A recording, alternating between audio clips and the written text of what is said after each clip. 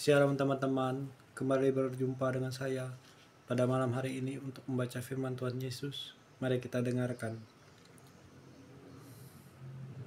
1 Korintus 2 ayat 1 sampai 16.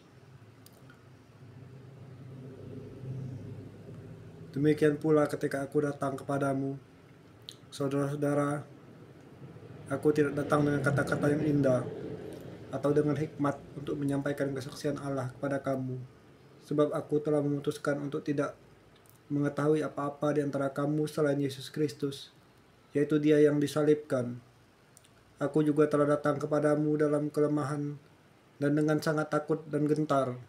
Baik perkataanku maupun pemberitaanku tidak kusampaikan dengan kata-kata hikmat yang meyakinkan, tapi dengan keyakinan akan kekuatan Roh, supaya iman kamu jangan bergantung pada hikmat manusia, tapi pada kekuatan Allah, hikmat yang benar.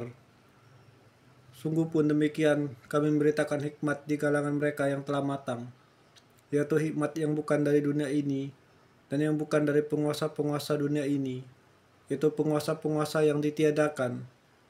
Tetapi yang kami beritakan ialah hikmat Allah yang tersembunyi dan rahasia yang sebelum dunia dijadikan telah disediakan Allah bagi kemuliaan kita. Tidak ada dari penguasa dunia ini yang mengenalnya, sebab kalau sekiranya mereka mengenalnya, mereka tidak menyalibkan Tuhan yang mulia. Tapi seperti ada tertulis, apa yang tidak pernah dilihat oleh mata dan tidak pernah didengar oleh telinga, dan yang tidak pernah timbul di dalam hati manusia, semua yang disediakan Allah untuk mereka yang mengasihi Dia. Karena kepada kita Allah telah menyatakannya oleh Roh, sebab Roh menyelidiki segala sesuatu, bahkan hal-hal yang tersembunyi dalam diri Allah. Siapa gerangan di antara manusia yang tahu apa yang terdapat di dalam diri manusia selain roh manusia sendiri yang ada di dalam dia? Demikian pula lah tidak ada orang yang tahu apa yang terdapat di dalam diri Allah selain roh Allah.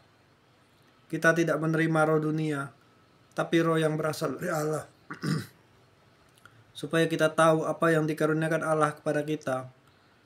Dan karena kami menafsirkan hal-hal rohani kepada mereka yang mempunyai roh, kami berkata-kata tentang karunia Allah dengan perkataan bukan diajarkan kepada kami oleh hikmat manusia, tapi oleh Roh. Tetapi manusia duniawi tidak menerima apa yang berasal dari Roh Allah, karena hal itu baginya adalah suatu kebodohan, dan ia tidak dapat memahaminya, sebab hal itu hanya dapat dinilai secara rohani. Tetapi manusia rohani menilai segala sesuatu, tapi ia sendiri tidak dinilai oleh orang lain. Sebab siapakah yang mengetahui pikiran Tuhan, sehingga ia dapat menasihati Dia? Tapi kami memiliki pikiran Kristus. 1 Korintus 3 ayat 1 sampai 21.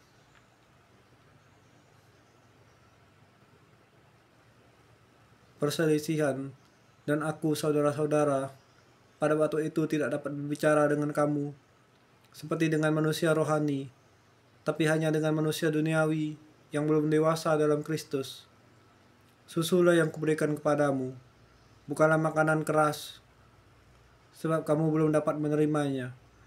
Dan sekarang pun kamu belum dapat menerimanya, karena kamu masih duniawi.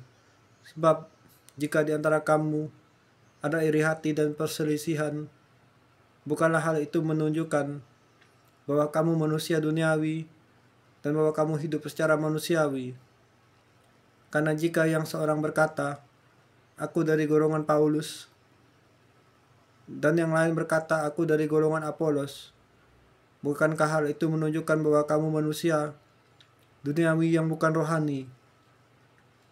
Jadi apakah Apolos, apakah Paulus, pelayan-pelayan Tuhan yang olehnya kamu menjadi percaya masing-masing menurut jalan yang diberikan Tuhan kepadanya? Aku menanam, Apolos menyiram, tapi Allah yang memberi pertumbuhan.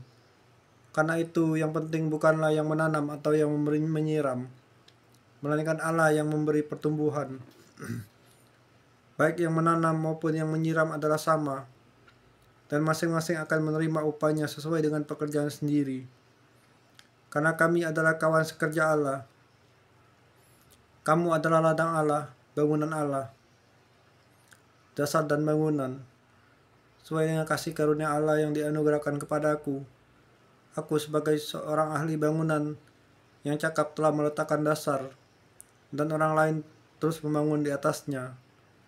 Tapi tiap-tiap orang harus memperhatikan bagaimana ia harus membangun di atasnya, karena tidak ada seorang pun yang dapat meletakkan dasar lain daripada dasar yang telah diletakkan oleh Yesus Kristus. Entahlah orang membangun di atas dasar ini dengan emas, perak, batu permata, kayu, rumput kering atau jerami. Sekali-kala pekerjaan masing orang akan nampak, karena hari Tuhan akan menyatakannya. Sebab ia akan nampak dengan api, dan bagaimana pekerjaan masing-masing orang akan diuji oleh api itu. Jika pekerjaan yang dibangun seorang tahan uji, ia akan mendapatkan upah. Jika pekerjaannya terbakar, ia akan menderita kerugian, tapi ia sendiri akan diselamatkan. Tetapi seperti dari dalam api, tidak tahukah kamu bahwa kamu adalah bait Allah, dan bahwa Roh Allah diam di antara kamu, di dalam kamu. Jika ada orang yang membinasakan bait Allah, maka Allah akan membinasakan dia. Sebab bait Allah adalah kudus, dan bait Allah itu adalah kamu. Janganlah ada orang yang menipu dirinya sendiri. Jika ada di antara kamu yang menyangka dirinya berhikmat menurut dunia ini, biarlah ia menjadi bodoh, supaya ia berhikmat. Karena hikmat dunia ini adalah kebodohan bagi Allah. Sebab ada tertulis, ia yang menangkap orang berhikmat dalam kecantikannya. Dan di tempat lain Tuhan mengetahui rancangan-rancangan orang berhikmat. Sesungguhnya semuanya sia-sia belaka. Karena itu janganlah ada orang yang bermegah dirinya di atas manusia, sebab segala sesuatu adalah milikmu. Baik Paulus, Apolos maupun Kefas, baik dunia hidup maupun mati, baik waktu sekarang maupun waktu yang akan datang, semuanya kamu punya. Tapi kamu adalah milik Kristus, dan Kristus adalah milik Allah. Ya Abah, ya Tuhan Yesus, kembali ku telah selesai membaca firman-Mu. Terima kasih Tuhan Yesus, mampukan ku Tuhan Yesus untuk bisa membaca firman-Mu setiap pagi, setiap malam, setiap bangun tidurku, setiap tidur tidurku, agar menjadi makanan rohani dan penguat bagi imanku, bagi hidupku. Ya Abah, tolonglah Tuhan Yesus, mampukanku memahami dan mengetahui maksud yang terkandung dalam firman-Mu, dan meresapinya dalam hatiku, dalam nama Kristus, supaya surga. Aku berdoa mengucap syukur.